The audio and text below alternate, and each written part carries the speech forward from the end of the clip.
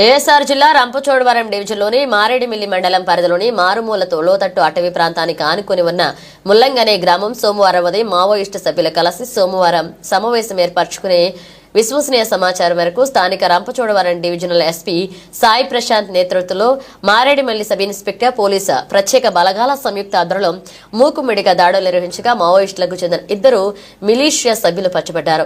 మిగిలిన వారు తప్పించుకున్నట్లుగా డీఎస్పీ సాయి ప్రశాంత్ తెలిపారు. అరెస్ట్ చేసిన 2 మావోయిస్టు సభ్యుల నుండి బ్యాగులు, మందు పాత్రలు, పేలుడు సామాగ్రి, వైర్లు స్వాధీనం చేసుకున్నట్లుగా డీఎస్పీ మీడియా సమావేశంలో తెలిపారు.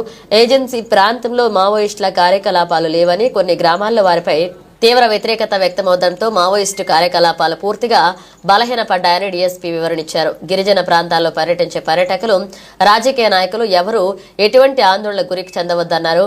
లోతట్టు ప్రాంతాల్లో నివసించే గిరిజనులు మావోయిస్టులను వ్యతిరేకిస్తున్నారని, అభివృద్ధిని కోరుకుంటున్నారని, ఎవరూ కూడా మావోయిస్టు ఉద్యమం వైపు ఆకర్షితులు కావడం లేదు అని తేల్చి చెప్పారు. ఈ కార్యక్రమంలో సర్కిల్ ఇన్స్పెక్టర్ పాల్గొన్నారు. ఈ పారిపోయిన తర్వాత మనకు అక్కడ 2 అయితే మాత్రం దొరికారు.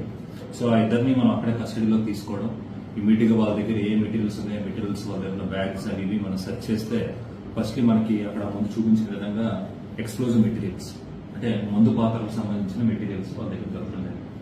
సో ఈ ఎక్స్ప్లోజివ్ మెటీరియల్స్ సంబంధించి మనం వాళ్ళ ఆరా తీసాం. అసలు ఎందుకు ఇవి మీ దగ్గర ఉన్నాయి అనుకుంటే వాళ్ళు చెప్పారు.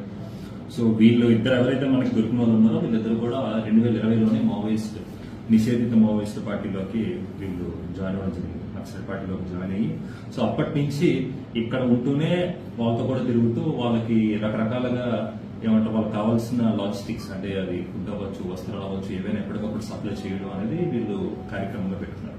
సో ఇది పెట్టుకోవడంతో పాటు ఇప్పుడు మీటింగ్ ఒకటి జరుగుతుంది 2024 సంవత్సరం డిసెంబర్లో కూడా వీళ్ళిద్దరూ స్పెసిఫిక్ గా మావోయిస్టులకి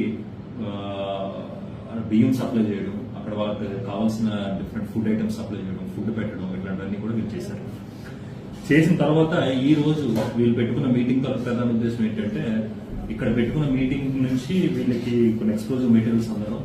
సో దానితో పోలీసులు మనం రెగ్యులర్ గా అక్కడ రోడ్ ఓపెనింగ్ అనేమో లేకపోతే రకరకాల కార్యక్రమాలు చేస్తూ ఉంటాం. అంటే ఏంటంటే ఏరియా సేఫ్టీగా ఉంచడం కోసం, ఏరియా సేఫ్ గా ఉంటే అక్కడ డెవలప్మెంట్ యాక్టివిటీ పెరుగుతుంది అనే ఉద్దేశంతో మనం మన రెగ్యులర్ ప్రోగ్రామ్స్ అనేది చేసుకుంటూ ఉంటాం. అది మనం చేస్తాము, మన తాలూకా సూపర్విజన్ లో ఉన్న సెంట్రల్ ఫోర్సెస్ చేస్తే ఇవన్నీ జరుగుతూ ఉంటుంది.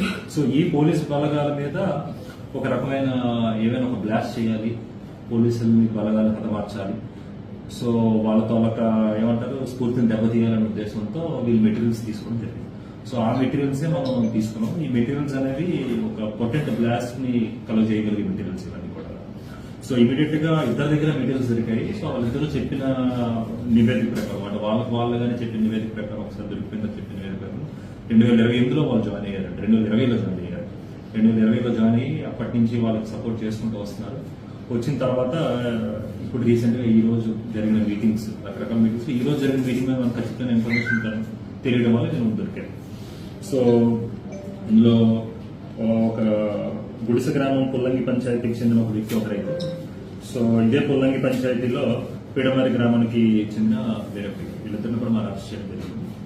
సో వీళ్ళిద్దరిని ఇప్పుడు ఎఫ్ఐఆర్ వేసి అంటే ఏ సెక్షన్స్ అయితే మనకి అప్లికబుల్ అవుతాయో, సో అవి ఎక్స్ప్లోజివ్స్ కి సంబంధించిన సెక్షన్స్ అవ్వచ్చు, లేకపోతే అన్లాఫుల్ అసెంబ్లీకి సంబంధించిన సెక్షన్ అవ్వచ్చు, లేకపోతే ఎక్స్ట్రీమిస్ట్ యాక్టివిటీకి సంబంధించిన సెక్షన్స్, ఇట్లాంటి రకరకాల సెక్షన్స్ ఏవైతే ఉన్నాయో ఆ సెక్షన్స్ అన్ని కూడా వేసేసి ఈరోజు ఎఫ్ఐఆర్ నమోదు చేసి వీళ్ళని రిమాండ్ పంపించడం కూడా జరుగుతుంది.